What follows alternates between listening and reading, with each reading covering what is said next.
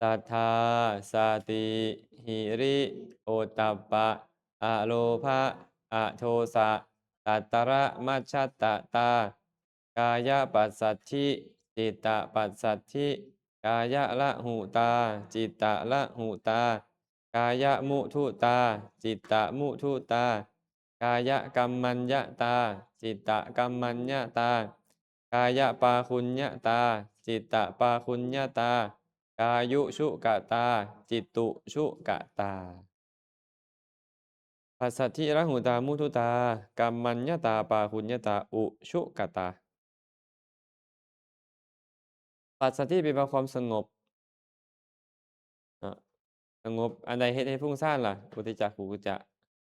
ปัสสัทธิมันจะไปเฮ็ดให้จิตใจสงบละหูตาความเบาไม่หยังเฮ็ดให้หนักทีนามิถะมุทุตาความอ่อนไม่หยังเฮ็ดให้แข็งทิมานะกามมัญญตาควรแก่การงานไม่หยังเฮ็ดให้บ่ควรแก่การงานกามฉันทะวิจิกิจฉา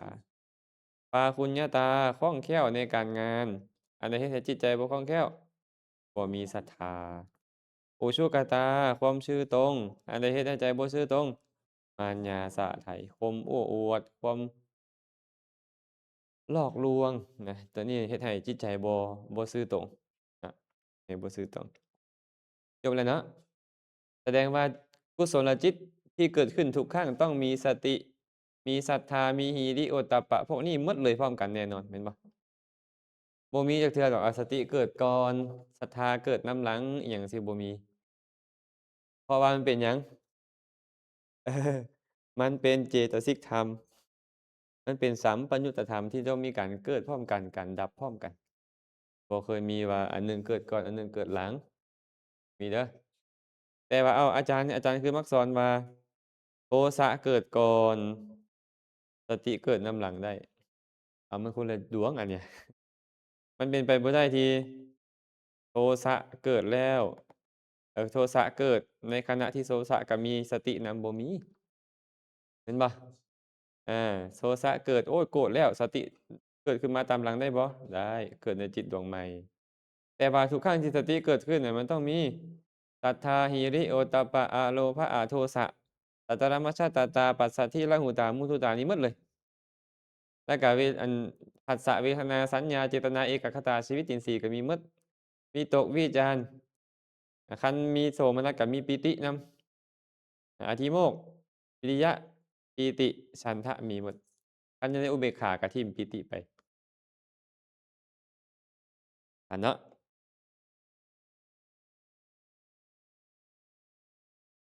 แม่นขอแค่เป็นโสภณะก็ตามใจดีงามตอนใดเป็นหมดถามว่าพุทธเจ้ามีศรัทธาบ่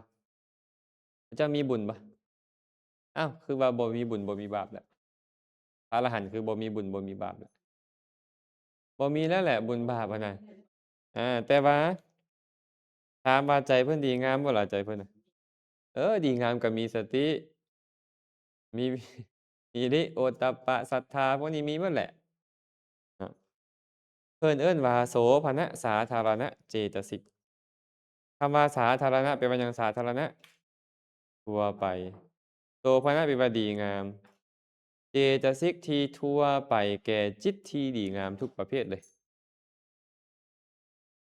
เพราะสามารถเกิดได้ในจิตที่ดีงามทุกดวงมาเบิ่งบัดนี้จิตที่ดีงามอยู่ไสจิตที่ดีงามนี่ฮะนับตั้งแต่มหากุศลจนฮอดมรรคผลแม่นบ่เอานับเบิ่งดูนี่มหากุศล8มหาวิบาก8มหากิริยา8รวมเป็น24รูปวจร10 5อรูปวจร10 2เป็น27 27บวก24เป็นฮะ27บวก24เป็น51บวกโลกุตระ8เป็นนี่แหละพวกนี้นี่หยังอันเหลืองๆที่เราเบิ่งอยู่นี่เกิดในจิตได้ทั้งหมด59ดวงหรือ91คันไลโลกุตระ40จะได้91คันไลโลกุตระ8จะได้59ดวงให้ชื่อว่าโสภณสาธารณเจตสิกเกิดขึ้นกับจิตที่ดีงามทั้งหมด59ดวง ตอนใดจิตเจ้าเป็นบุญน่ะมันมีอยู่แล้ว10 19ตัวนี่นะแม่นสิมีทั้งศรัทธามีทั้งศรัทธาสติหิริโอตตัปปะอะโลภะอะโทสะตัตระมัชฌัตตาปัสสัทธิระหุตามุทุตากมัญญตาปะคุญญตาอุชุกตา19ดวงนี่น่ะมีแน่นอนพราะผมบางเทื่ออาจจะบ่มีดอกปัญญานี่น่ะบ่มีเมตตาบ่ขออภัยบ่มีกรุณามุทิตาดอกบ่มีสัมมาวาจาสัมมากัมมันตะสัมมาอาชีวะเลย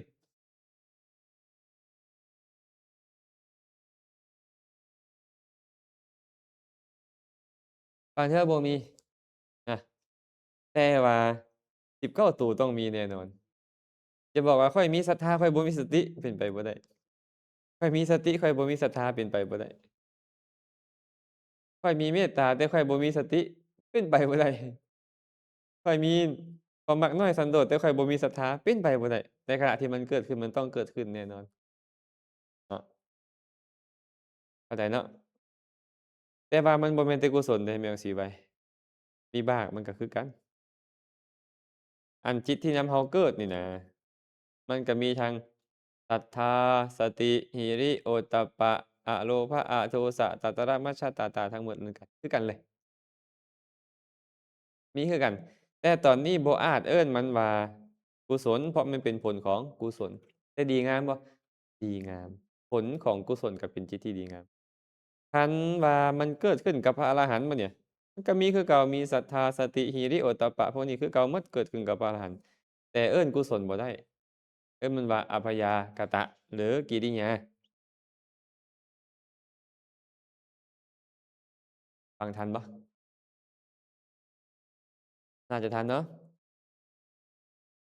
ตอนที่พวกที่ไปเกิดอยู่พรหมก็ตามหรือเจริญฌานได้ก็ตามตอนบรรลุมรรคผลก็ตามแต่แม่นแม่ผมเพิ่นสิว่าอาจารย์เพิ่นคือบอกว่าอริยมรรคมีองค์8มันสิมีศรัทธาได้จั่งใดอริยมรรคอะไรมันคืออริยมรรคสัมมาทิฏฐิสัมมาสังกัปปะสัมมาวาจาสัมมากัมมันตะสัมมาอาชีวะสัมมาวายามะสัมมาสติสัมมาสมาธิสัมมาทิฏฐิปัญญา สัมมาสังกัปปะวิตกสัมมาวาจากัมมันตะอาชีวะวิรติ3สัมมาวายามะความเพียรวิริยะสัมมาสติสู่สติจิตสิกสัมมาสมาธิก็เอกคตาจิตสิกมีบ่ศรัทธาอยู่หั่นบ่มีบ่หิริโอตตัปปะอยู่หั่นอาอโลภะอโทสะก็บ่มีอยู่หั่นอ้าวมันจะมีได้จังไดอาจารย์เพราะว่ามันเป็นมรรค8 เออก็เข้าใจแต่ว่าจิตที่ดีงามทุกดวงมันต้องมีพวกนี้รองพื้นแต่ว่าเพิ่นบ่ได้ยกขึ้นมาเว้าอ้าวอย่างเช่นห้องเฮานี่มีจักคนตอนเนี้ย10ปลายคนเขาก็ว่าพวกแม่ผมหั้นเด้ไปเรียนอ้าวเป็นหยังแม่ผมพอออกถมอยู่ซั้นนะดอกเพชรเด้อซั้นนะแม่จินดารานี่ไปทางใดเออนอนอยู่ในนี่แล้วนอนอยู่ในนี้แล้วคือกันนะเวลาเราอันได้ฟังข่าวเนาะ อันไทยแม่ทัพนี่แม่ทัพนั่นยกทัพไปตีอะได้รับชัยชนะมาอ้าวแม่ทัพหั้นว่าตีบ่แม่นพวกทหารนำวะแต่คือบ่เอิ้นพวกทหารนะคือบ่ไล่เอาเลยพวกทหารเป็นร้อยอยู่หั่นมันฟั่นเฟือเอาตัวที่เด่นๆก็พอแต่ความจริงไปนำกันเบิดเห็นบ่อาอยู่ไสก็อันพวกพลเข่งในประวัติศาสตร์บ่ผู้นำ8อะพวกเขาอะเนาะเวลาอันไปเอากองทัพไปต่อสู้อยู่บ่นี่บ่หั้นก็มีผู้นำ8คนนั่นแหละ แต่ว่าแต่ผู้นำ8ท่านนี่แหละเป็นผู้ไปต่อสู้หั้นน่ะเว้าผิดบ่บ่ผิดแต่ว่าบ่แม่นแต่8ท่านดอกก็หมดทั้งขโยงนั่นแหละแม่นบ่อันนี้คือกันเพิ่นยกเอาตัวเด่นขึ้นมาเว้าว่าเป็นมรรค8ซื่อเดะให้เข้าใจว่าศรัทธาก็บ่มีอยู่หั้นหิริโอตตัปปะอโลภะอโทสะบ่มีเลยปัสสัทธิก็บ่มีมันบ่แม่นมีอยู่แล้วแต่บ่ได้เอามาเว้า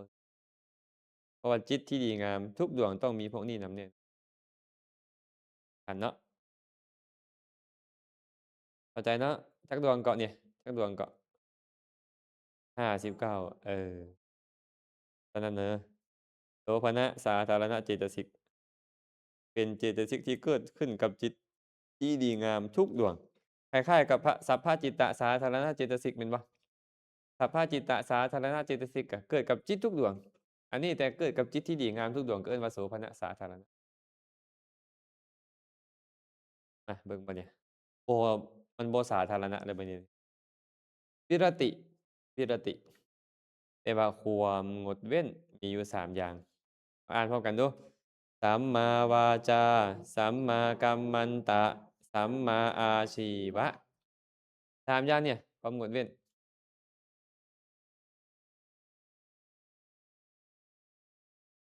วิรติเนาะแปลว่าความงดเว้นมีอยู่3อย่างนี้สัมมาวาจาความงดเว้นจากวาจาบ่ชอบสัมมากัมมันตะความงดเว้นจากการงานบ่ชอบสัมมาอาชีวะความงดเว้นจากอาชีพบ่ชอบทันบ่ฟังทันเนาะถ้าหากมาในพุทธพจน์นี่นะหากมาในพุทธพจน์นี่เราจะมักได้ยินแบบนี้พระพุทธเจ้าจะเว้าสัมมาวาจาเป็นจังไดเจรจาชอบนี่นะคือเว้าความจริงเว้าคำเว้าบ่ส่อเสียดบ่เว้าคำหยาบแม่นบ่เว้าเพ้อเจ้อฉะนั้นถึงจะบ่เว้าก็ตามเดะถึงจะบ่เว้าก็เอิ้นว่าสัมมาวาจาเดะเพราะเพิ่นมุ่งหมายเอาความงดเว้นได้หั้นความงดเว้นได้เวลาใดก็ตามที่พวกเรานี่นะอยากจะตั๋วขึ้นมาและมันมีความงดเว้นตัวหนึ่งเกิดขึ้นมาปุ๊บเป็นเหตุให้เราบ่ตั๋วนั่นแหละเอิ้นว่าสัมมาวาจาอยากจะส่อเสียดให้2คน3คนเนี่ยให้พวกนี้กลุ่มนี้นี่นะแตกแยกกันมีความงดเว้นตัวหนึ่งขึ้นมาอันนั้นเอิ้นว่าสัมมาวาจาอยากจะด่าแท้ๆเลยเว้นขาดเสียได้อันนั้นเอิ้นว่าสัมมาวาจาเกิดขึ้นอยากจะเว้าเรื่องราวเพ้อเจ้ออยากจะเว้าตลกขบขันเฮฮาเหลือเกินกับกลุ่มนี้มีธรรมชาติอย่างหนึ่งเกิดขึ้นปุ๊บเป็นเหตุให้บ่เว้านั่นแหละเอิ้นว่าสัมมาวาจานะเอิ้นว่าสัมมาวาจาเดะนี่เนาะบ่แม่นการเว้าพอกสมสัมมาวาจาแท้ๆนี่บ่แม่นการเว้าแต่เป็นการงดเว้นจากการเว้าที่บ่ดีพุ้นมันก็เลยเป็นเหตุให้เว้าดีบางครั้งบางครั้งก็บ่มีการเว้าอ้าวตอนบรรลุมรรคผลนิพพานจิตแนบแน่นบ่แนบแน่นบ่จะไปเว้าตอนใดล่ะตอนบรรลุมรรคผลนิพพานฮะจะไปเลี้ยงชีพตอนใดตอนบรรลุมรรคผลนิพพานจะไปเฮ็ดการงานตอนใดตอนบรรลุมรรคผลนิพพานมันก็บ่ได้เฮ็ดแม่นบ่แม่นหรือบ่แม่นนั่นแหละมันบ่จำเป็นต้องเฮ็ดมันบ่จำเป็นต้องเว้าก็ชื่อว่าสัมมาวาจาสัมมากัมมันตะสัมมาอาชีวะจ้ะชื่อเนาะสัมมาวาจาวาจาชอบสัมมากัมมันตะการงานชอบสัมมาอาชีวะอาชีพชอบแต่จะเข้าใจว่าต้องไปประกอบสัมมาอาชีพจังเอิ้นว่าอาชีพชอบแค่เจ้าบ่เฮ็ดอาชีพที่บ่ชอบเจ้าบ่คันได้ไปประกอบอิหยังเลยอยู่ซื่อๆคันซั้นพวกครูบาอาจารย์ก็บ่มีอะติซั่นน่ะแม่นบ่อาชีพชอบเพราะบ่ได้ประกอบอาชีพอิหยังนี่แม่นบ่มาเบิ่งเบิ่งแต่ละอย่างเอาสัมมาวาจาก่อนฮะอ่านมึงดูนี่สัมมาวาจา3อย่างคือกถาสัมมาวาจาเจตนาสัมมาวาจาและวิรติสัมมาวาจาฟังทันบ่อ่านทันบ่อีกใบหนึ่งดูกถาสัมมาวาจาเจตนาสัมมาวาจาวิรติสัมมาวาจากถาแปลว่าคำเว้าก่อนสัมมาวาจาแปลว่าการเว้าที่เป็นสัมมาวาจาอันนี้ต้องเว้าออกไปพร้อมกันเว้าคำจริงเว้าคำที่สมานมิตรเว้าคำที่อ่อนหวานเว้าเรื่องราวที่เป็นประโยชน์แต่ตัวนี้บ่แม่นบ่แม่นเจตสิกที่เราเว้าฮอดยังบ่แม่นเดะไอ้คำเว้ามันบ่แม่น คำเว้ามันบ่แม่นเจตสิกมันเป็นเสียงมันเป็นรูปธรรมเข้าใจเปล่าเสียงที่ถูกเว้าออกมานี่น่ะมันเป็นรูปธรรมมันบ่แม่นนามธรรมแม่แปมฟังทันอยู่เนาะเจตนาสัมมาวาจาบัดนี้เจตนาคือความตั้งใจจะบ่เว้าตัวจะบ่เว้าคำหยาบจะบ่เว้าส่อเสียดจะบ่เว้าเพ้อเจ้อความตั้งใจที่จะบ่เว้านี่น่ะเอิ้นว่าเจตนาสัมมาวาจามันบ่แม่นตัวสัมมาวาจาโดยตรงมันเป็นเจตนาเป็นเหตุให้เกิดสัมมาวาจาอีกเทื่อหนึ่งสมมุติว่าแม่เพชรไปสมาทานศีล5นับตั้งแต่นี้ไปข้าพเจ้าขอสมาทานงดเว้นจากการเว้าตั่วแต่ว่าเจตนาสัมมาวาจาเกิดขึ้นแล้วเจตนาซื่อๆเดะตอนนั้นน่ะเจ้าบ่คันได้งดเว้นดอกแต่ว่าเจ้ามีเจตนาจะงดเว้นมันก็เลยเป็นตัวศีลแล้ว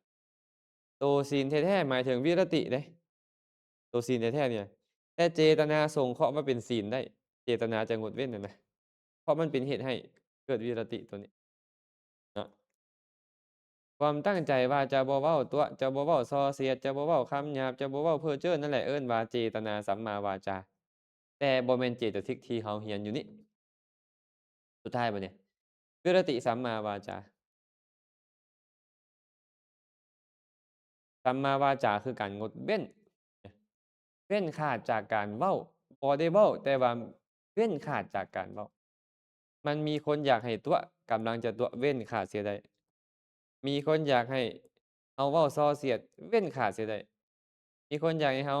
ด่าทออยากเว้าเพ้อเจ้อนำเราเว้นขาดเสียได้นี่เอิ้นว่าวิรติสัมมาวาจาต่างกันบ่ทางเบิดนี่ต่างกันบ่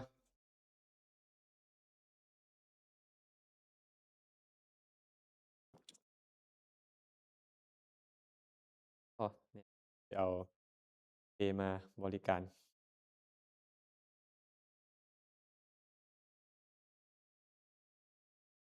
อ้าวมา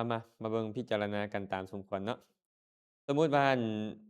เราไปเว้านำคนอื่นน่ะพ่อมหาจำเริญแม่มหาจำเริญออกมาจากเจตนาหยังมันบ่ฮู้แม่นบ่บางเทื่อเจตนาอยากส่อเสียดเขาอยากด่าเขาน่ะว่าซั่วซ่าแท้เจ้านี่แต่เว้ามหาจำเริญเอ้ยเจตนาดีบ่นี่บ่ดี เทิงคำเว้าดีแต่ว่าเจตนาบ่ดีก็บ่เอิ้นว่าสัมมาวาจาตัวนี้ก็บ่เอิ้นว่าสัมมาวาจาตัววิรติ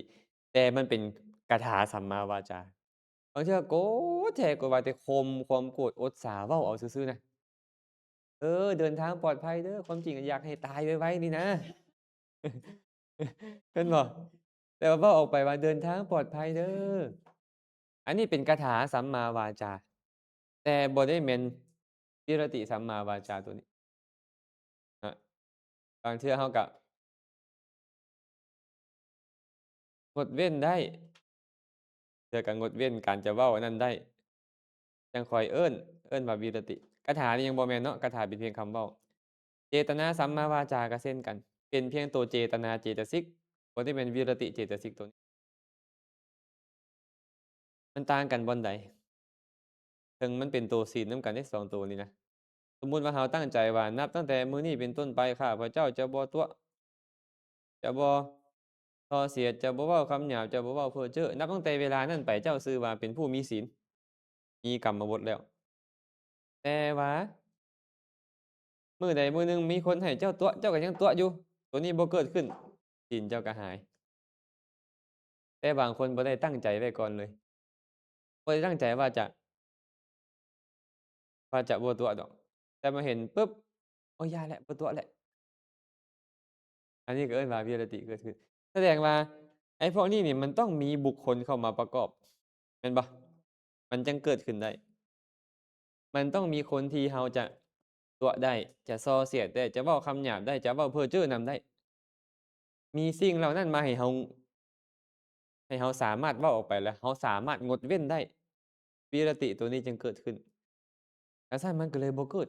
มันบ่เกิดทั่วไปมันเลยบ่เป็นสาธารณะ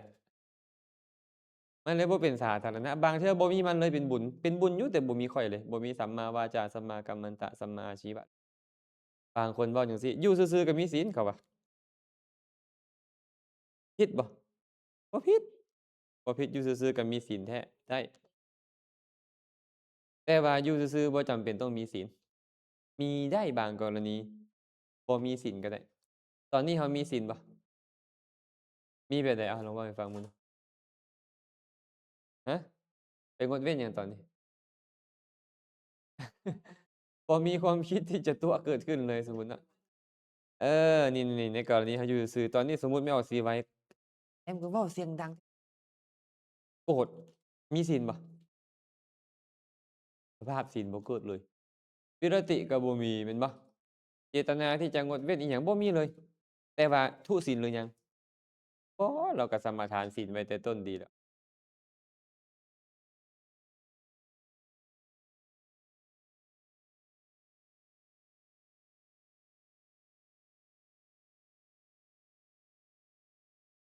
บ่จำเป็นต้องถูกทดลองก็ซื่อว่ามีศีลแต่ว่าบางเทื่อนี่คนเราเฮ็ดคือมีศีลเวลาเออก็คืออยู่บ้านเราเนาะเว้าปุ๊บออกไปก็ตั๋วกันปั๊บโลดสินะแม่นบ่คันตั้งใจแล้วมีแล้วนี่ๆมันจะเป็นแบบนี้เลยสมมุติตอนนี้น่ะแม่ออกสิไว้ตั้งใจแต่แรกว่าข้อยจะบ่ฆ่าจะบ่ลักขโมยเป็นต้นแล้วแม่ออกสิไว้เชื่อมีศีลไปแต่ตอนนั้น แต่ในระหว่างนี้เนี่ยไม่ออกสิว่าอาจจะโลภได้อาจจะโกรธได้อาจจะหลงได้อาจจะฟุ้งซ่านรำคาญได้สภาพศีลมันบ่มีตอนนั้นน่ะเพราะมันเป็นบาปอกุศลแม่นบ่บาปอกุศลบ่เป็นศีลแต่ศีลต้องเป็นกุศลมีศีลเลยเดะไปเห็นโตแมงไหม้ขึ้นมาบัดเนี่ยตบปั๊บบ่มีศีลคันว่าเห็นแมงไหม้มาไอ้วิรติมันเกิดขึ้นบัดนี้อย่าแล้วบ่เฮ็ดพี่โตศีลแท้ๆมันมาแล้วบัดเนี่ยโตศีลแท้ๆอันนั้นเป็นเจตนาศีล อันนั้นเป็นเจตนาที่จะอันนั้นเจตนาที่เราจะงดเว้นนั่นน่ะมันเกิดแต่โดนแล้วมาแล้วมันเป็นเหตุให้เราเซาค้าพี่ตัวศีลแท้มันตัววิรติแต่ตัวเจตนาก็ได้โดยอ้อมมาเป็นเจตนาศีลน่ะอ้าวถึงบ่มีผู้มาทดสอบหยังเลยไม่ออกศีลไว้ก็บ่ได้คิดจะฆ่าผู้ใดเลยนี่นะเอาถามพ่อไม่ออกก่อนสมมุติพ่อไม่ออกนั่งสมาธินิ่งจิตนี่น่ะมีศีลบ่สมาทานศีล5มาจบดีไปนั่งสมาธิสมาทานศีล8พร้อมมีน่าจะมีเนาะอ้าวอาตมาถามบัดเนี่ย ตอนนั่งสมาธิเป็นสมาธิกุศลหรือศีลกุศลแหนจั่งซั้นมันสิปะปนกันเด้นี่คันว่าพ่อแม่ว่ามีศีลน่ะตอนนั้นเป็นศีลกุศลหรือสมาธิกุศลล่ะแหนเบิ่งอานาปานสติเสยอยู่บอกว่าตัวเองมีศีลเป็นหยังแมวสิไว้จังว่าบ่มีศีลตอนนั้นน่ะบ่มันสิปะปนกันเลยเดะระหว่างศีลกุศลกับสมาธิกุศลเนี่ยเพิ่นยังบอกว่าศีลมีอานิสงส์หลายกว่าทานสมาธิมีอานิสงส์หลายกว่าศีลปัญญามีอานิสงส์หลายกว่าสมาธิบ่มันจะปะปนกันไปเบิดเดะอา ฉะนั้นเราก็ต้องมาพิจารณามาใหม่ว่าอ๋อสภาพศีลน่ะมันบ่ได้เกิดขึ้นแต่ว่าเรายังบ่ได้ชื่อว่าทุศีลเพราะเราตั้งใจไว้แล้วเรายังบ่ล่วงละเมิดสิ่งที่เราตั้งใจไว้เรายังชื่อว่ามีศีลเนี่ยบ่ได้ล่วงละเมิดซื่อๆแต่ตอนนั้นน่ะสมาธิมันวิรติมันก็เลยบ่มีโอกาสเกิดมันบ่มีโอกาสเกิดขึ้นวิรติอะสมมุติแม่ออกสิไปนั่งสมาธิไปนั่งตัวแม่งอดมันมาไต่ขาบ้าเอาซะบ่มาแล้วบัดนี้ไอ้ตัวศีลมันมาแล้วบ่เฮ็ดดอก เอาปากเป่ามันออกเสียเนาะหรือเอาใบไม้มาเคี่ยมันออกแม่นบ่นี่ๆๆๆไอ้ตัวศีลมันเกิดขึ้นไปหาก็เวียนมาเกิดขึ้นนี่ตอนนี้สภาพศีลมันจะเกิดขึ้นแบบนั้นอันนั้นอยู่ซื่อๆมีศีลบ่เนี่ยอยู่ซื่อๆเนี่ยนั่งสมาธิอยู่ซื่อมีศีลบ่เออเราจะไปให้สับสนกันเดะสภาพศีลบ่เกิดแต่ข้อยยังบ่ชื่อว่าทุศีล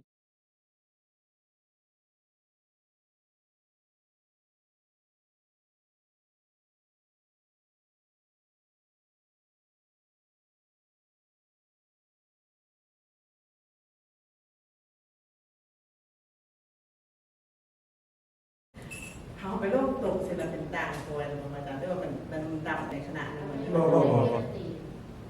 มันต้องต้องเบิ่งก่อน ให้ลง เมื่อเราลงกันไปเพื่อกับลูกไปแล้วตาย โดย อันนี้ อัน บ่ นี้ ได้ บ่ได้ สิ ถูกศีล บ่ได้ถูก เจ ศีล ตนาการกา เป๊ปกินอันสมมุติกินสุราในประชาเธอ โอ้ยอันนั้นตั้งใจโอ้ย เขาแปลว่าจิบนั่นนี่มันเป็นแบบอาจารย์ จิ้มเลย ก็เลยจิบตอนนั้นว่าเอาตั้งได้ศาสนาเอาน้อยหนึ่งศาสนา อั แป น ล องค์ ว่า ว่าองค์ว่าก็ขอสุราของโยมเลยนะหู้ว่า บ่ เป็น เป็น หู้ว่าเป็น บ่ สุ เป็น รา สุรา มีที่คิดถึงมีความพยายามอย่างนั้นมันลงลงไป ไป กระทุ้ศีล ถูกศีลอ่ะ คือสิ้นนะ แต่ว่าไม่ต้องหลายเลย เว ต้อง ลา เลย เว ที่ ลา การ ที่ กิ การ น กินนะ โดย การกินทานการทุกร้าน ร้าน ร้าน แล้วเจ้าว่าจะตั้งใจ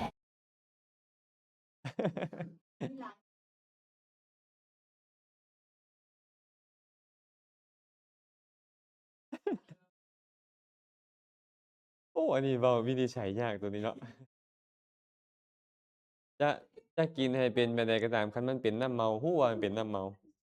มันก็เป็นทุศีลก็คือพระนี่แม่นบ่จำเป็นต้องฮู้เด้พระนี่น่ะบ่จำเป็นต้องฮู้กับทุศีลได้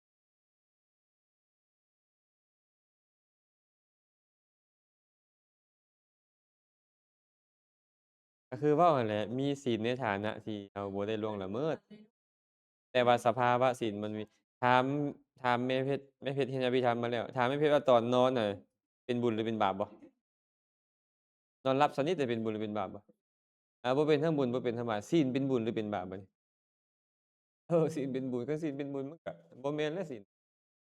แต่ว่าเจ้าจะถือว่าทุศีลบ่แม่นบ่ได้ทุศีลบ่ได้ล่วงละเมิดสิ่งที่ข้อยตั้งใจไว้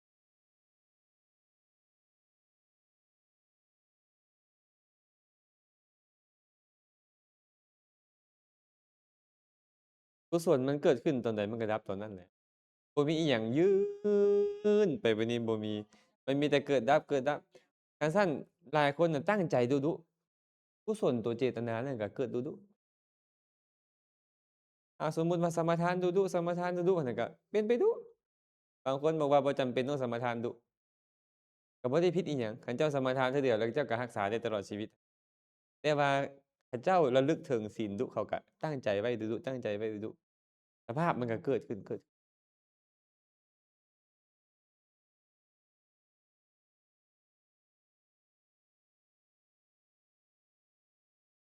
สภาพศีลมันเกิด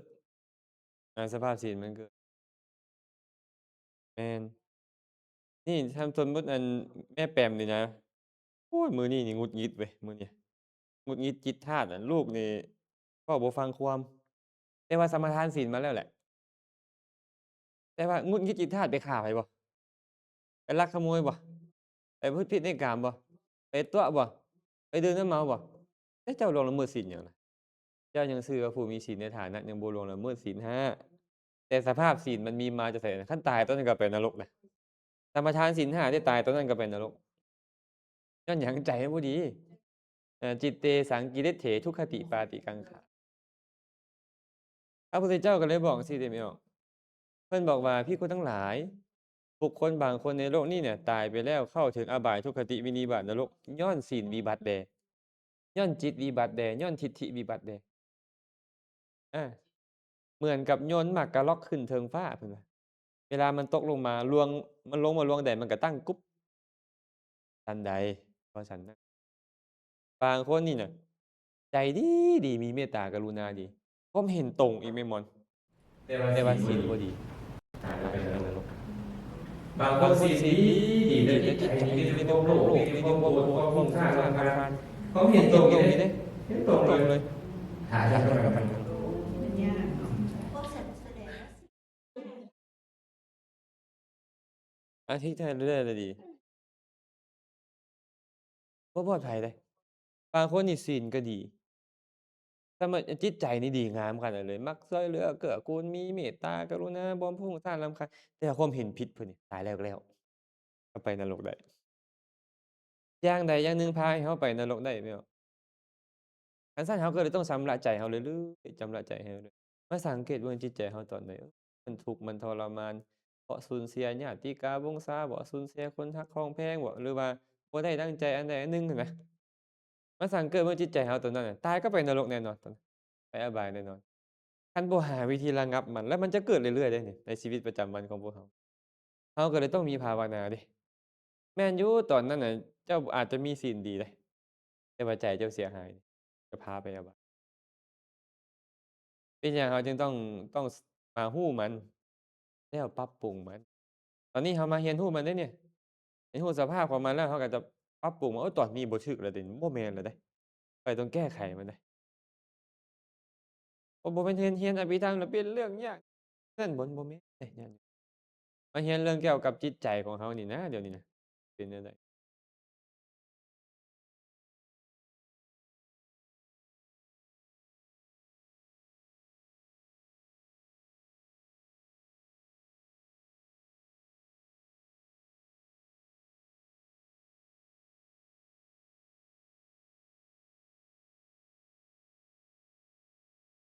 ก็บ่แม่นอันนั้นโดยตรงดอก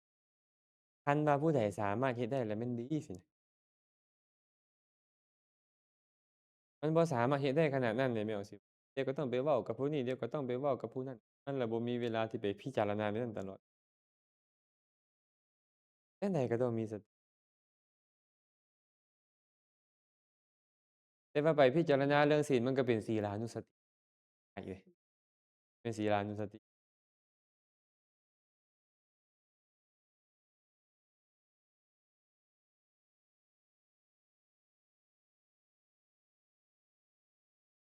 คือบ่ว่าอาตมานี่เว้าตามตรงเลยนะแม้แต่บวชอยู่วัดนี่นะมันก็บ่ได้หมายความว่าสภาพศีลมันจะเกิดบ่ได้หมายความว่าโอ๊ยยาก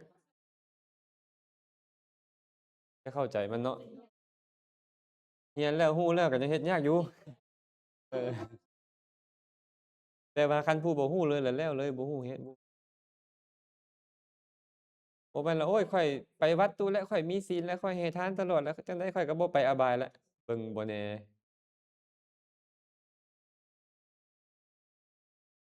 มันบ่แม่นแต่ศีลบ่แม่นแต่ทานเดะมันเว้าไปฮอดสภาพจิตใจพุ่นพระพุทธเจ้าจึงบอกไว้จังซี่แหละแต่เป็นหยังพระพุทธเจ้ามักจะบอกว่าให้ทานแล้วไปสวรรค์รักษาศีลแล้วไปสวรรค์ อยากยั่วให้เฮานี่น่ะได้สมาทานตั้งมั่นในทานในศีลนั้นแต่ว่าสิ่งที่สำคัญกว่าทานและศีลนั่นก็คือการเข้าใจตัวเองและเบิ่งเห็นว่าใจเฮาตอนนี้มันเป็นแบบใดแล้วแก้ไขมันครับเพิ่นก็เลยเอิ้นว่าสมาธิได้เอิ้นว่าวิปัสสนาได้เว้ารวมๆก็คือภาวนาเด้บ่แน่ใดอาตมาจึงบอกว่าโอกาสในการตกนรกของอาตมาหลายกว่าพวกนี้ออก100%นี่อาตมาอาจจะมีอยู่99เนาะคันคิดไล่ใส่กันนะพวกนี้ออกอาจจะมีอยู่ประมาณ50 หรือ10คันเทียบด้วยกันนะอาตมาเจริญพ่อไม่ออกเนี่ยเกือบ10เท่าการตกนรกเนี่ยอันนั้นก็ยังใครเวลาที่พ่อไม่ออกสมาทานศีล5แล้วนี่ป้องกันอบายได้แต่พออาตมานี่มันสมาทานบ่ได้คันบ่มีผู้อื่นมาช่วยแก้ไขมันบ่ได้พออาตมานี่นะเอาสมมุติว่าไปอยู่ผู้เดียวอยู่กุฏิผู้เดียวซะหรืออยู่ป่าผู้เดียวซะช็อกตายตอนนั้นคือพ่อไม่ออกนี่ยังตั้งจิตข้าพเจ้าจะบ่ฆ่าสัตว์บ่ลักทรัพย์บ่ประพฤติผิดในกามก่อนตายมีศีลแล้วเดะ แต่พออาตมานี่คิดได้บ่คิดได้แต่ว่ามันบ่สามารถแก้ไขตัวเก่าได้เดะก็พร้อมไปอบายทันทีเลย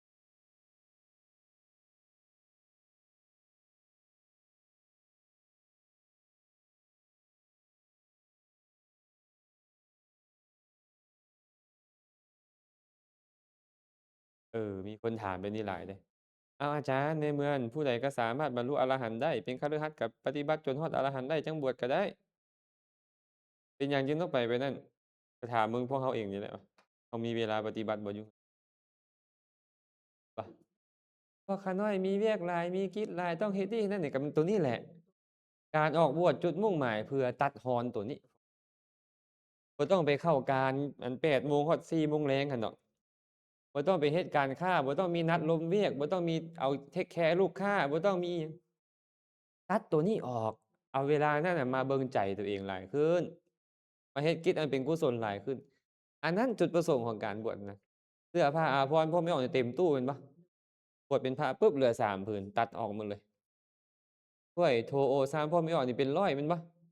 ครูบาอาจารย์เหลือแค่บาทน้อยเดียวมันตัดออกเรื่อยๆหั้นน่ะ เงิน3ล้านเปลี่ยนพบไม่ออกบางคน2หลัง3หลังถึกบ่แต่ครูบาอาจารย์บ่ให้มีใช้แบบของสงฆ์บ่มีก็นอนต้นไม้นอนเต้นไปแล้วก็แล้วมันตัดฮ้อนออกเทื่อละน้อยนี่มันอุปกรณ์อำนวยความสะดวกมีออกโอ้หลายรถราพาหนะอิหยังต่ออิหยังแม่นบ่บัดพระก็บ่ให้เหลือหยังยาสั่นยาดองด้วยน้ำมูกเน่าอิหยังเป็นต้นมันควรจะตัดฮ้อนเป็นแบบนั้นจุดประสงค์ของการออกบวชแม่นเพื่อสิ่งนี้ บ่ได้แม่นเพื่อว่าโอ๊ยคันผู้บวชแล้วจะปฏิบัติธรรมบรรลุอรหันต์ได้ก่อนคนที่บ่ได้บวชมันยังบ่ถึงแม่นเทื่อแต่ว่าเหตุในการจะเฮ็ดให้ประพฤติปฏิบัติได้ดีขึ้นมันมีแม้แต่พระรัฐบาลเถระแม่นบ่รวยบ่รวยนี่น่ะไปขอพ่อแม่ออกบวชพ่อแม่บ่ให้บวชคิดในใจว่าพรหมจรรย์ที่พุทธเจ้าแสดงไว้นี่นะ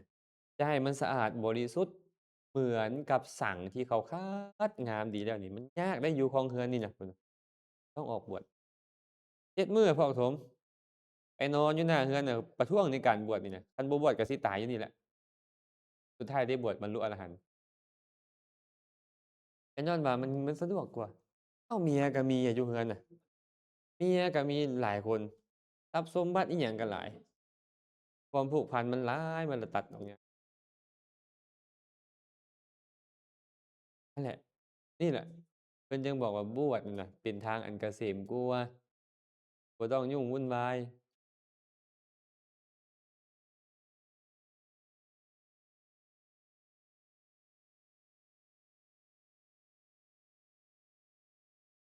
ซิกเองซิกก็ต้องซิกกับบุคคลอื่นอาตมายังคิดนะ ป๊าคันสมมุติว่าศีลข้อยบ่ดีนี่คันว่าข้อยตายอยู่ต่อหน้าคนอื่นปฏิญาณตัวเองลาสิกขาก็บ่อยากไปอบายได้คันว่าลาสิกขาปุ๊บก็สมาทานได้แต่ฮู้บ่ล่ะตอนใดอันนี้มันสำคัญนะนี่โอ้ค่ะอีก5นาทีข้อยสิตายแล้วสิลาอยู่นี่ได้อยู่อืม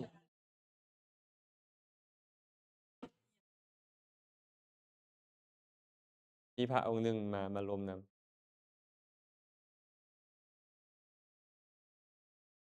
ได้รักษาเป็นบรรพคันสมมุติว่าตอนเขาน้อยสิตายมานี่ลาสิกขาเลยได้บ่เราก็ถามไปนี่ก่อนเลยก็บอกได้แต่เจ้าฮู้บ่สิตายตอนใด ไอ้เพิ่นบ่อยากซิกอะคือพวกอาตมานี่ก็คือกันเดะ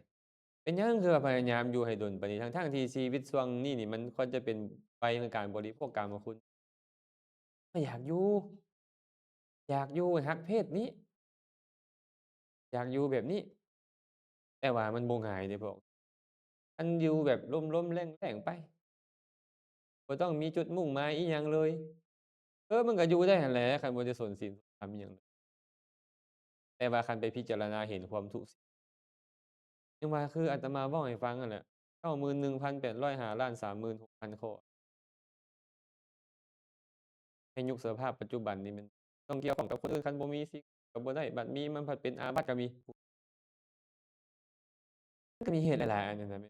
แม่บ่แม่นเพิ่นบ่รักเดะเกิดว่าอาตมาก็เว้าแต่สมมุติเกิดมื้อใดมื้อหนึ่งตัดสินใจสึกมาพวกญาติโยมก็ต้องเข้าใจว่าย้านนรกคือกันเดะมาสังเกตเบิ่งตอนที่เขาเจ็บปวดนรกมันส่ำใดเป็นล้านๆเท่าพุ่นเดะเขาเคยศึกษามาแล้วน่ะแม่นบ่เป็นล้านๆเท่าพุ่นเดะนี่ไดเอ้าไปสู่สุคติก่อนบ่ดีบ่การสั่งสมบารมีมีนรกนี่บ่มีการสั่งสมบารมีเดะแม่นบ่ มนุษย์สวรรค์นี่ยังมีการสั่งสมบารมีออกจากทุกข์ได้แม่นบ่คันเพิ่นคิดแบบนั้นน่ะเอ๊ะบ่ว่าหยังหลายนี่อาจารย์ใหญ่ธรรมดาพี่แค่สอนว่าแต่ว่าเวลาเห็นโทษมันหลายเข้าหั้นนะแล้วมันบ่มีผู้ที่จะช่วยประคับประคองกันคือกันเดะ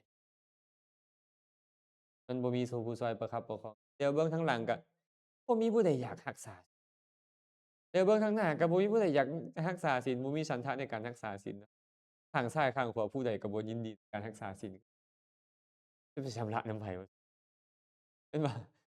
ท้อแท้ถอยตายแล้วไปนรกนี่ข้อยศึกษาธรรมะมาอ่านพระไตรปิฎกมา10กว่ารอบแล้วให้ข้อยมาตกนรกนี่ป๊าบ่คุ้มข้อยเดะก็ตัดสินใจคือกันแต่ว่าอาตมาจะโอ๊ยบ่คิดเครียดบ่คิดขมอิหยังที่ครูบาอาจารย์เพิ่น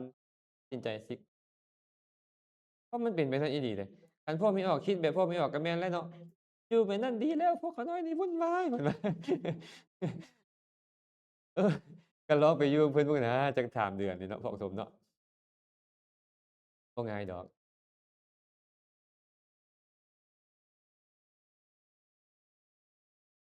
มีส่วนเดะพี่น้องมีส่วนเดะอาตมาว่าก็ต้องมีส่วนนั่นแหละแล้วเป็นเหตุให้น้อมเข้ามาทั้งที่ตอนชีวิตวัยรุ่นอาตมาก็บ่คิดจักหน่อยแต่ว่าก็ยังมีเหตุมีปัจจัยอะแสดงว่าเราก็เคยเฮ็ดมาพอ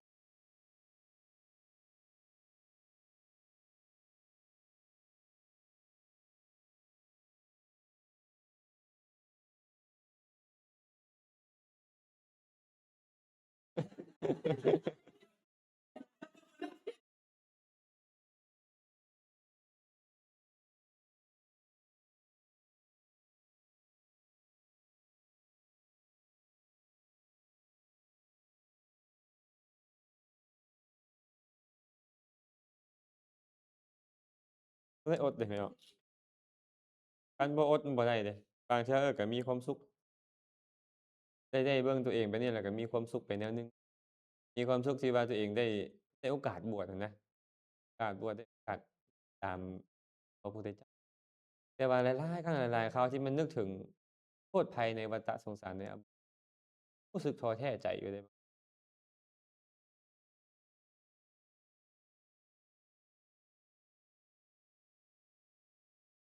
เออพระลางองค์นี่เห็นซีนหลายรอบเฮ็ดจั่งใดรักษาได้รักษา3อย่างก็ได้หรือรักษาอย่างเดียวก็ยังได้รักษาใจพอรักษาใจแล้วจะบ่ผิดศีลรักษาใจแล้วศีลมันจะที่รักษาถ้า3อย่างก็ได้รักษากายวาจาใจคือเก่าคือรักษาศีลสมาธิปัญญาเจริญศีลก็เว้าไปนั้นได้แต่ว่ารักษาใจบ่แม่นคือเราคิดนะผู้ลางคนว่ารักษาใจเอาข้าวแลงมากินบ่แม่นวิธีการได้ตัวนั้นน่ะอันนี้วิธีการเฮ็ดให้ทุศีลน่ะเนี่ยการรักษาใจคือบ่ให้ใจไปโลภอยากกินอยากเพิดอยากเฟิ้น อันนี้คันรักษาได้น่ะพี่น้องมันก็บ่ผิดเลยอันเป็นพันๆข้อนะมื้อใดที่มันรักษาได้อะนะก็แซมชื่นใจอยู่เลยเนาะนึกถึงสิ่งข้อยบ่ผิดก็แซมชื่นใจอยู่ไปนึกถึงมื้อมันผิดขึ้นมานี่เป็นจั่งใดบัดนี้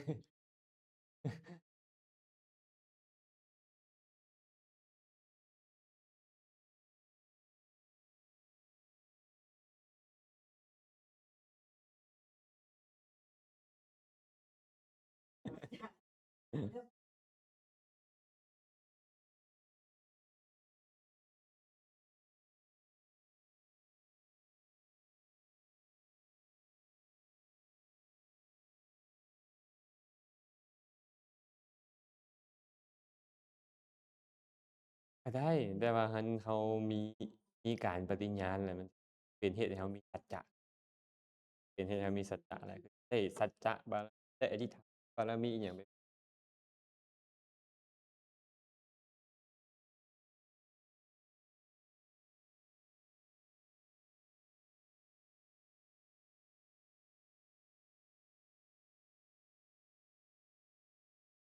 โอ้ยากอยู่ตรงนี้เนาะยากแท้ๆเนาะ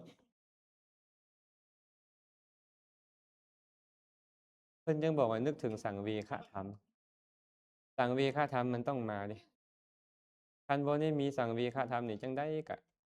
ห้วยแน่นอนเดะสังเวชธรรมคือหยังล่ะโทษของการเกิดแก่เจ็บตายนี่แหละโทษในสังสารวัฏนี่แหละโทษในการถูกลงโทษทันนี่แหละว่าโอกาสในการเกิดเป็นมนุษย์ได้พบพ้อพุทธศาสนาการอุบัติขึ้นของพระพุทธเจ้าการแสดงธรรมของพระพุทธเจ้าอะวันนี้เราได้มาแล้วอย่าประมาทต้องใส่ใจแบบนี้เรื่อยๆหั้นน่ะคนประมาทกองอยู่อบายเด้อคนประมาทกองอยู่อบายคันสังเวชธรรมบ่มามันก็เหนื่อยใช่มันต้องจะสังเวช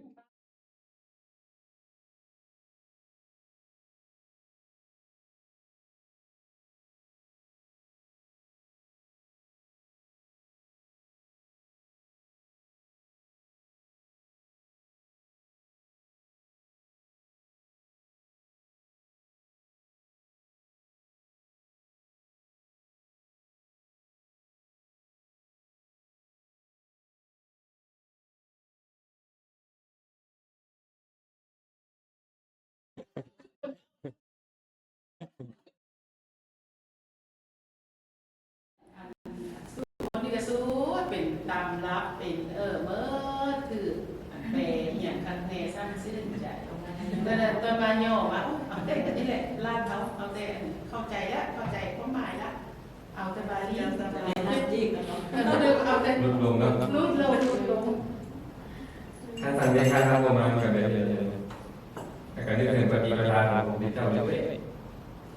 พระพุทธเจ้าจะเดือดอะไรมันไม่ได้ย่อไปไหนก็มันจะมาแบบนั้นได้เจ้าต้องเดินตามต้องเดินตามต้องได้คุกไก่เรื่อย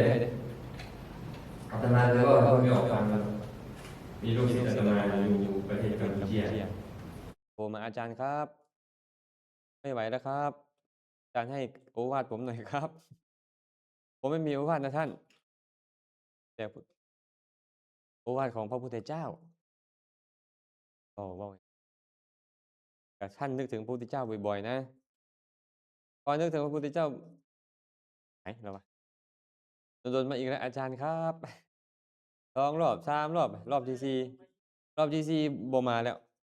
ปิดไปเป็นปี 2 ปีรู้ข่าวว่าสึกเรียบร้อยแล้วไปเอาเมียมีลูก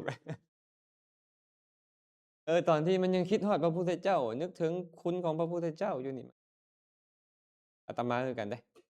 บางเทื่อนี่แลกเอาตกนรกก็ตกซะชาตินี้ข้อยขอรับใช้พระบางเทื่อมันกล้าแลกเลยเด้มันตอนนึกถึงภัยในนรกฤดูกลับป้าใบบาดนั้นมานึกถึงพระพุทธเจ้าเนาะว่าเพิ่นต้องตกนรกโมกไหม้อิหยังมานับคะนาบ่ได้แหละเอ้าก็บ่ได้พ้อเพิ่นจักเทื่อ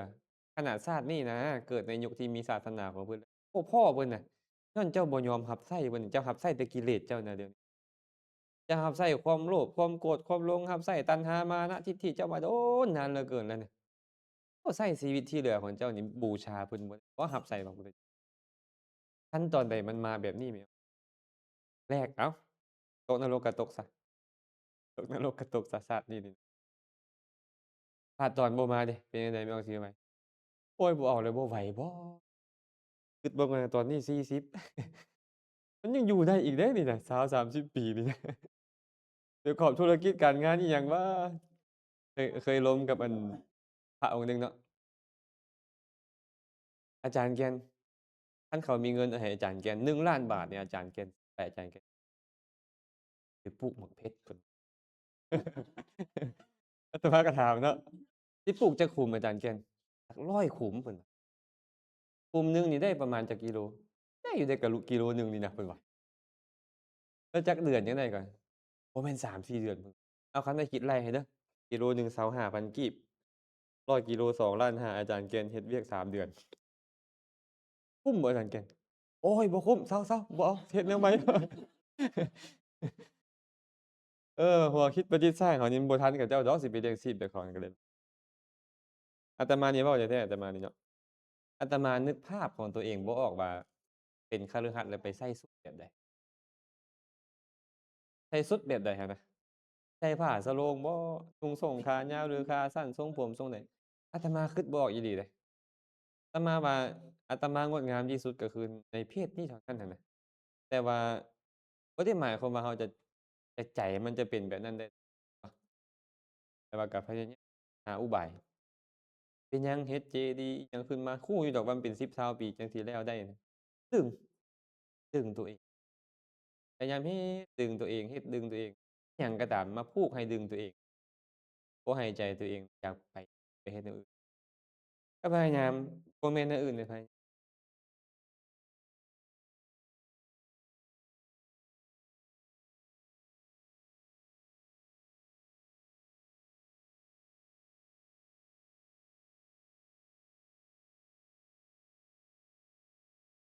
แต่คันว่าผู้ใดตั้งใจปฏิบัติแบบนั้นเลยบ่เอาประโยชน์ทางนี้อาตมาผัดใจมันน้อมมาในการขวนขวายประโยชน์คนอื่นอยู่สอนธรรมะแนะบางองค์เพิ่นบ่ได้สนเรื่องนี้มันเอ๊ะก็ไปแต่ผู้เดียวเข้าป่าไปพาดไป ก็สบายเห็นหมู่ผู้ลางคนเขาเจ้าไปได้ก็อนุโมทนานำเขาเจ้าเดะคือเฮานี่ผัดต้องการประโยชน์เพิ่นเนี่ยประโยชน์ผู้เดียวเพิ่นบ่ได้สนไผแล้วก็แล้วแม่นบ่ก็อดสาอยู่ ตั้งใจอยู่ อาจารย์อุดรเพิ่นเว้าดีเลยอดทนอยู่จนอยู่ทนเหรอวะ ทนอยู่จนอยู่ทนมีให้เป็นเหตุให้คนถาม บ่แม่นว่าแซมซื่นอีหยังใดนี่ขาน้อยทนอยู่ได้เหรอวะ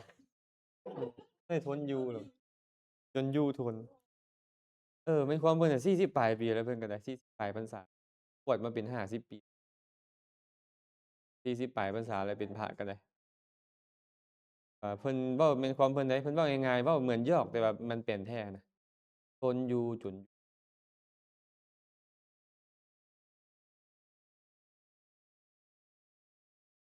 เออ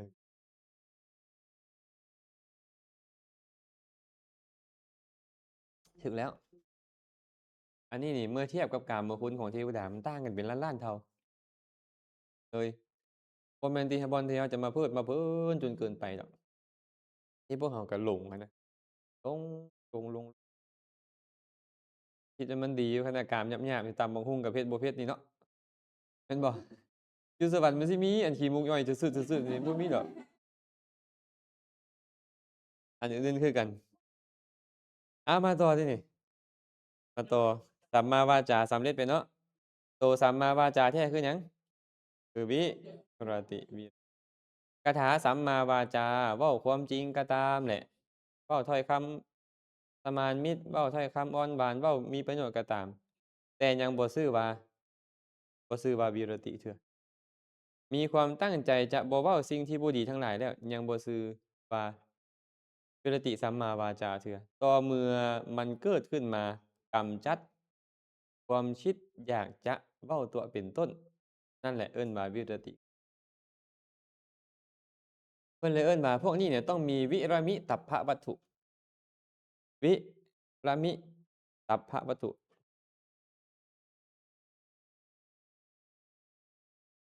วิรมิตัพพวัตถุแปลว่าวัตถุที่ควรงดเว้นคันบ่มีวิรมิตัพพวัตถุนี่นะเกิดขึ้นปรากฏตัววิรตินี่บ่เกิดมันต้องมีสิ่งที่จะให้มันงดเว้นอาจารย์ก็เลยมาอุปมาให้ญาติโยมฟังเรื่อยๆว่า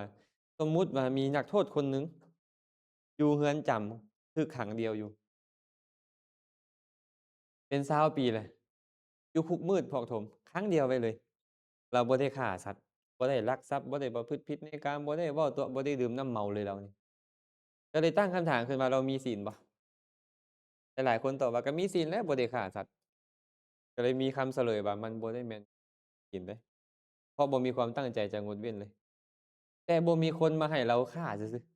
ๆบ่มีแนวมาให้เราลักซื่อๆบ่มีแนวมาให้เราประพฤติผิดในกามบ่มีคนให้เราตัวบ่มีน้ำเมาให้เราดื่มซื่อๆเราบ่ได้มีคิดจะงดเว้นอิหยังเลย ต่างแต่ว่ามันบ่ได้ฆ่ากับอกุศลข้อฆ่านั้นบ่มีเราบ่ได้ตัวบ่ได้ต้มกับบ่มีอกุศลคนนั้นเกิดขึ้นซื่อๆแต่ว่าความตั้งใจจะเว้นเราบ่มีเลยบ่มีคันต่อเมื่อมีบุคคลอื่นจะให้เราตัวและเรางดเว้นได้ตอนนั้นวีรมิตัพพวัตถุมาแล้วบุคคลนั้นน่ะมาแล้วและวีรติศีลนี้เกิดขึ้นตัวนี้มันก็เลยต้องอาศัยวีรมิตัพพวัตถุแต่ตอนมันเกิดขึ้นกับโลกุตระจิตนี่บ่จำเป็นต้องมีเดะ ตอนเกิดขึ้นเป็นองค์มรรคนี่นะมันบ่จำเป็นต้องมีวัตถุใดมาให้มันเว้นและมันเกิดขึ้นพร้อมกัน3ตอนนี้นี่บ่สามารถเกิดขึ้นพร้อมกันได้หลายเดะท่านผู้ชมเดี๋ยวสิสรุปให้ฟังภายหลังอีกหน่อยหนึ่งมาสัมมากัมมันตะก่อนสัมมากัมมันตะก็มี3ยถาภรสัมมากัมมันตะการเฮ็ดสิ่งที่ดีๆสมมุติปัดตาดกวาดญูล้างถ้วยช่วยทูบ่เนี่ยเป็นการงานชอบบ่การงานชอบเนาะไอ้ต้นน่ะเอารับครูบาอาจารย์เป็นการงานชอบบ่เป็นการงานชอบแต่บ่แม่นวิรติบ่แม่นสัมมากัมมันตะตัวนี้เจตนาสัมมากัมมันตะตั้งใจว่าข้อยจะบ่ฆ่าสัตว์จะบ่ลักทรัพย์จะบ่ประพฤติผิดในกามอันนี้ก็เป็นตัวเจตนามันบ่ได้แม่นตัววิรติศีลความตั้งใจซื่อๆเนาะส่วนวิรตินี่นะต่อเมื่อว่ามีวัตถุจะให้มันฆ่าจะให้มันลักขโมยจะให้มันประพฤติผิดในกามได้แต่มันบ่เฮ็ดมันเว้นเนี่ยตัวนี้วิรติสัมมาวาจาเกิดสัมมากัมมันตะเกิดขึ้นฟังทันบ่แสดงว่าวิรติสัมมากัมมันตะนี่นะหมายถึงความงดเว้น จากการฆ่าสัตว์จากการลักทรัพย์จากการประพฤติผิดในกามหรือการเฮ็ดบ่ดีทางกายต่างๆ เกิดขึ้นฟังทันเนาะการเฮ็ดดีหั้นน่ะแม่นอยู่เพิ่นบอกว่าการงานชอบ แต่บ่แม่นการเฮ็ดดี การเว้นจากการเฮ็ดบ่ดีพุ่นเจ้าบ่คันเฮ็ดดีอิหยังเทื่อดอกเจ้าบ่คันได้ไปเฮ็ดบ่คันได้ไปเสียหยูเสียหญ้าช่วยวัดดอกบ่คันได้ไปยกปูนเทกุฏิช่วยเพิ่นดอกแต่ว่าความคิดที่เว้นจากการฆ่าเป็นต้นเกิดขึ้นแล้วเอิ้นว่าวิรติเนาะสัมมาวาจามี4แม่นบ่บ่ตั่วบ่ส่อเสียดบ่เว้าคำหยาบบ่เว้าเพ้อเจ้อสัมมากัมมันตะมี3บ่ฆ่าสัตว์บ่ลักทรัพย์บ่ประพฤติผิดในกามอันนี้เว้าหัวข้อใหญ่ๆเป็น7เนาะขณะใดก็ตามที่พวกเราบ่ตั่วละล่า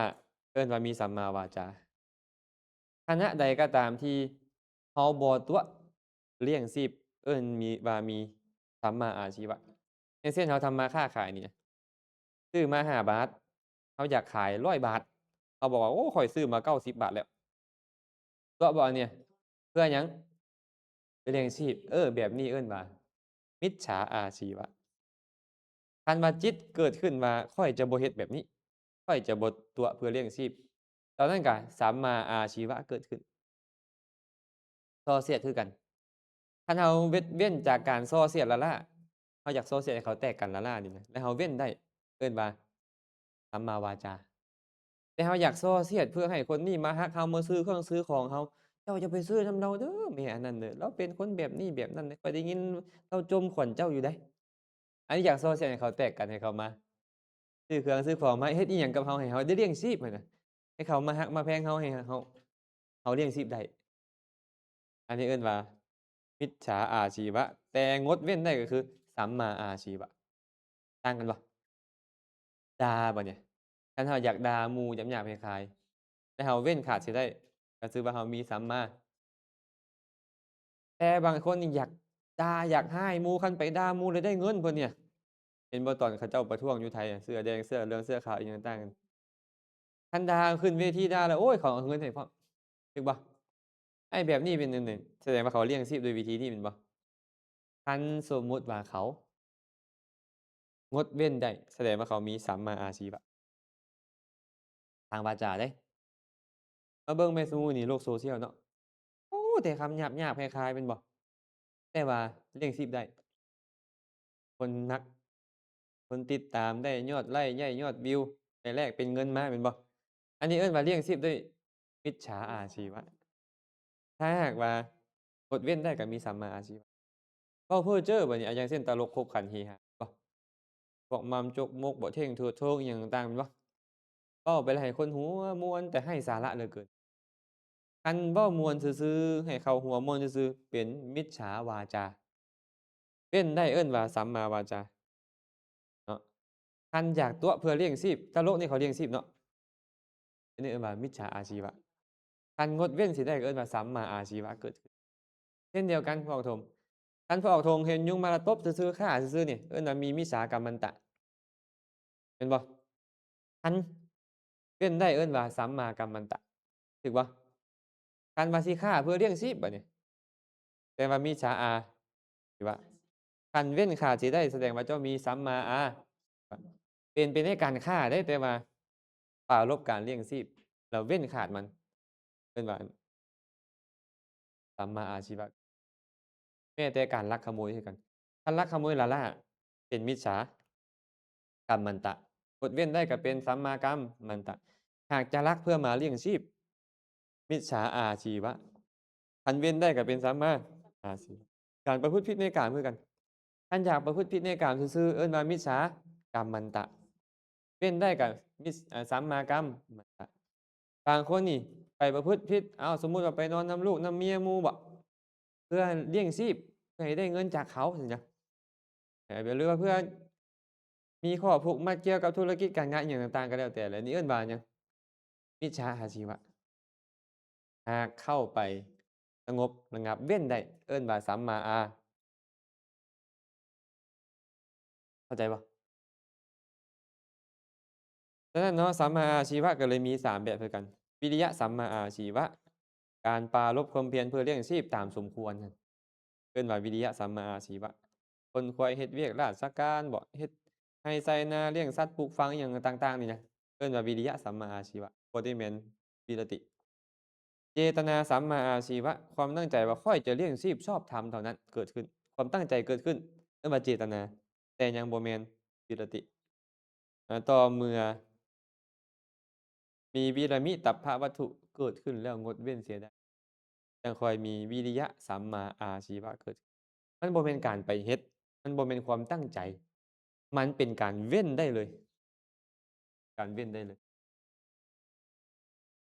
นี่แหละวิรติ3สัมมาวาจา สัมมากัมมันตะ สัมมาอาชีวะ ฟังทันบ่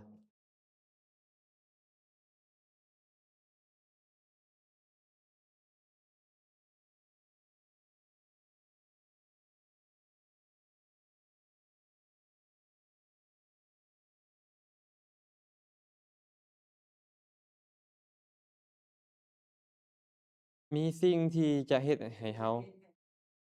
ล่วงละเมิดแต่เฮาบ่ล่วงละเมิด เป็นเหตุให้เฮาเว้นขาดจากมันได้ ตอนนั้นจังค่อยพวกนี้เกิดขึ้น คันว่าแค่ตั้งใจจะบ่เฮ็ด ยังบ่แม่นวิรติ มันเป็นเจตนา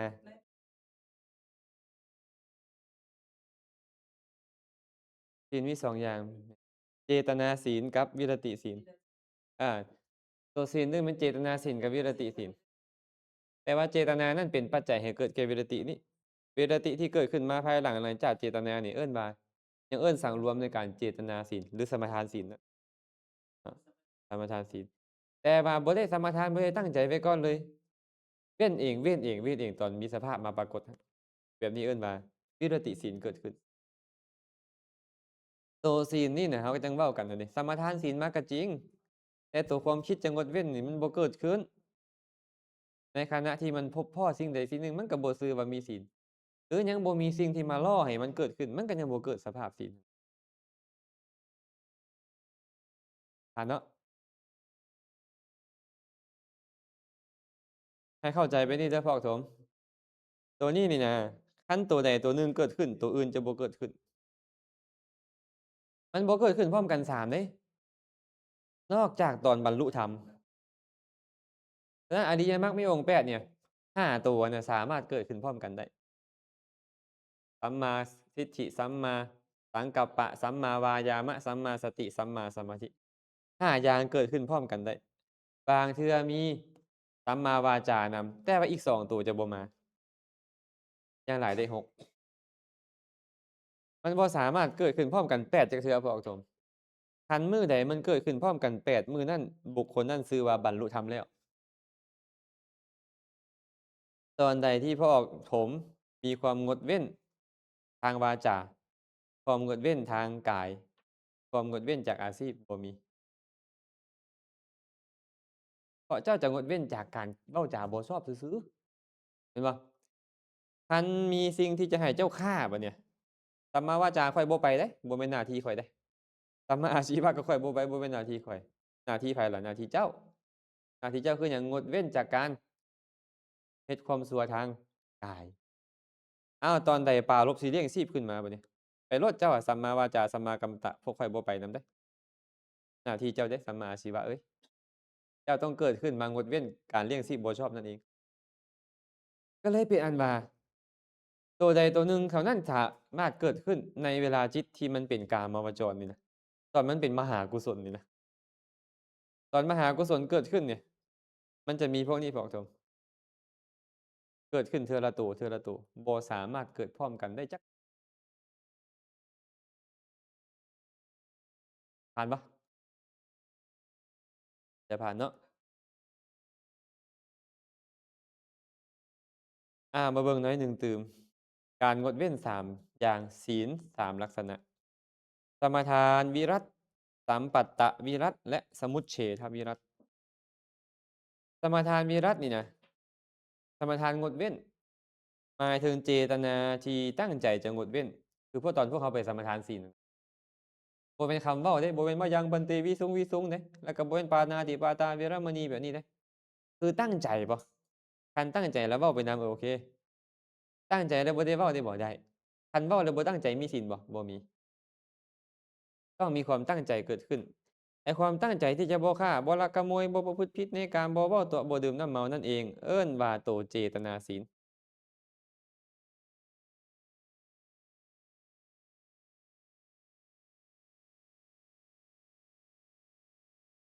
ฟังทันบ่?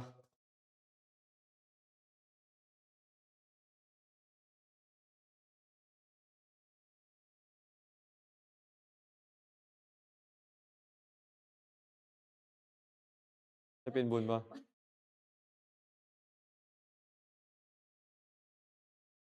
มันบ่แม่นกุศลตัวนี้เดะ คันเรามีสติอยู่ มีสติในการระลึกไปตามมันอักษรนั้น มันก็เป็นบุญ แต่อาจจะเป็นบุญที่บ่ประกอบด้วยปัญญา ปัญญามันบ่ขึ้นมาพิจารณารู้ได้ แต่ว่าตอนสาธยายตั้งใจมีสติระลึกรู้อยู่พู้นน่ะ ตอนนั้นก็ชื่อว่าเป็นกุศลได้ แต่ส่วนหลายแล้วอะหังสัมมา พู้นน่ะเพิ่นหาวนอน ส่วนหลายแล้วเป็นแบบนั้นเนาะ บางเทื่อก็ปากสวดออกเสียงอยู่ โอ๊ย เดี๋ยวก็เลือกตาไปเบิ่งผู้นี้ เดี๋ยวก็เลือกตาไปเบิ่งผู้นั้นอยู่แม่นบ่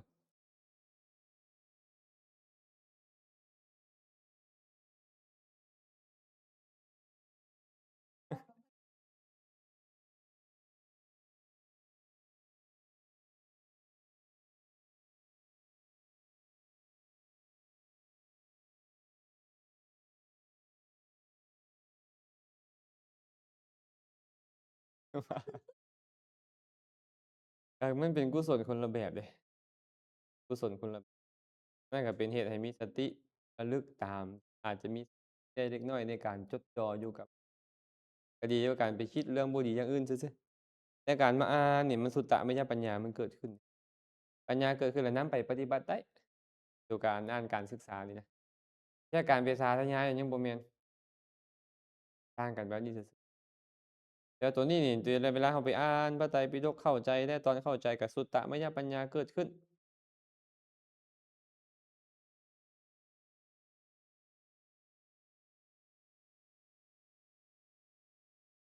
อ้าว ก็เพิ่นบ่ได้บอกว่าต้องนบเดะ ได้คือกัน แต่ว่าให้มีสติกับมันหั้นนะ เออ ฟัง ฟังก็ได้ ฟังก็ได้ ถ้าจิตจดจ่ออยู่หั้นน่ะ แต่ว่าที่สำคัญคือเราต้องการหยัง คันเราฟังคือเราฟังครูบาอาจารย์เพิ่นเทศน์เนาะ บางเทื่อก็เป็นทำนองม่วนก็เพลิน คันเพลินมันเป็นตัณหา บ่แม่นสติสัมปชัญญะหยัง คันฟังแล้วก็ ใส่ใจตาม ระลึกตามไป อันนี้ก็เป็นกุศล แต่ว่าต่างแต่ว่าเรามันบ่เข้าใจ คือไปฟังเพิ่นสวดกุศลาเนี่ย กุศลธัมมา กุศลธัมมา ก็เคารพอยู่เดะ รู้แต่ว่านี่เป็นคำสอนพระพุทธเจ้าก็เนาะ ตั้งใจ แต่ว่า ความเข้าใจมันบ่มีเดะ สุตตะมันบ่เกิดขึ้น ปัญญาที่เอิ้นว่าสุตตะนี่บ่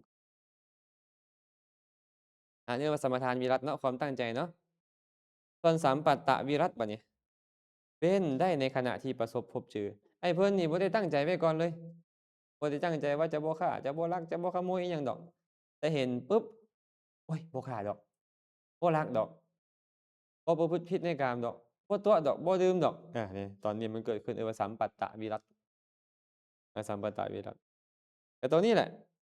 ตัวนี้แหละสัมปัตตวิรัติ ส่วนสมุจเฉทวิรัติบัดนี้ เว้นขาดเสียได้ อันนี้นี่วิรติที่เกิดขึ้นกับมรรค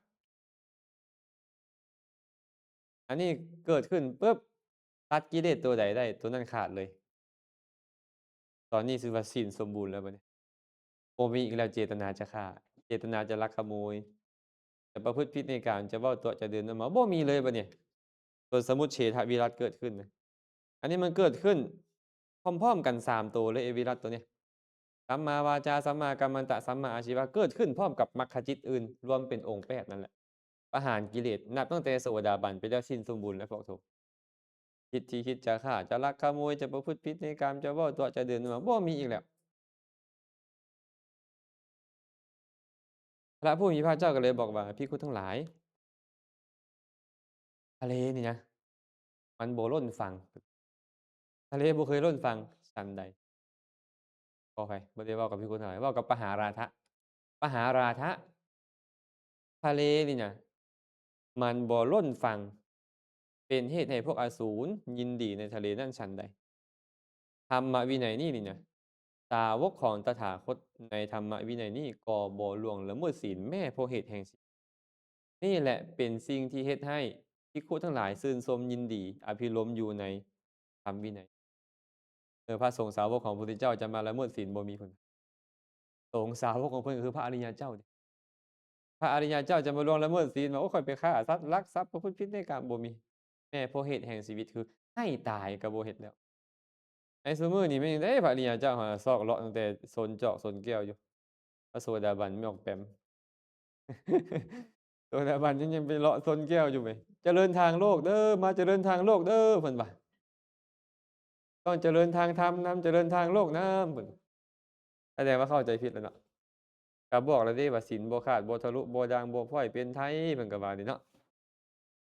อ้าวนี่แหละเอิ้นว่าวิรติที่เรากำลังศึกษาอยู่ในขณะนี้เอาไว้ซุวงหน้าจังค่อยมาต่อหิริโอตตัปปะกับวิรติว่ามีความต่างกันแนวใดอันนี้